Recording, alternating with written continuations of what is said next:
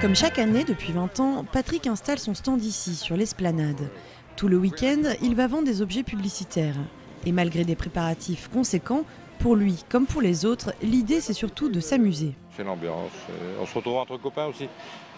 On n'a que des copains de braderie en définitive, qu'on ne voit jamais dans l'année et puis qu'on se retrouve là comme ça pour la braderie. On aime aussi cette ambiance, quoi. Sinon on ne le ferait pas. On sait que c'est beaucoup de préparation pour 2-3 jours, mais bon, quand on aime, on le fait, c'est tout.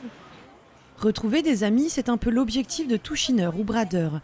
Parmi les 10 000 exposants répartis sur plus de 100 km de trottoirs, les habitués croisent toujours des visages familiers. Et c'est aussi ça qui fait la particularité de l'une des plus grandes braderies d'Europe. Il y a une ambiance, en plus à Lille, c'est encore différent. À Lille, c'est les rencontres des gens qui sont sympathiques, etc.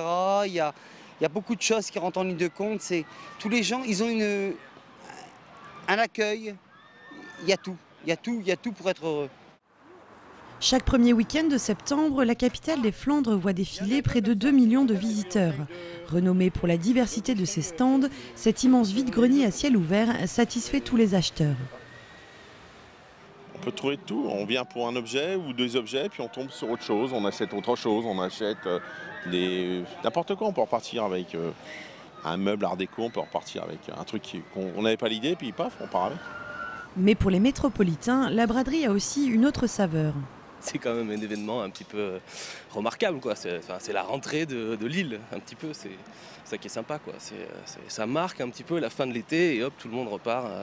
Voilà, donc on se retrouve entre amis, Lillois, pas Lillois. Enfin voilà, c'est un petit peu des fêtes, quoi. Mais avant la rentrée, les derniers jours de vacances s'annoncent très animés. Pour les plus sportifs, rendez-vous samedi matin à 9 h, boulevard de la Liberté pour le semi-marathon et pour tous les autres à 14 h pour le début de la braderie. Vous aurez jusqu'au dimanche 23 h pour faire de bonnes affaires.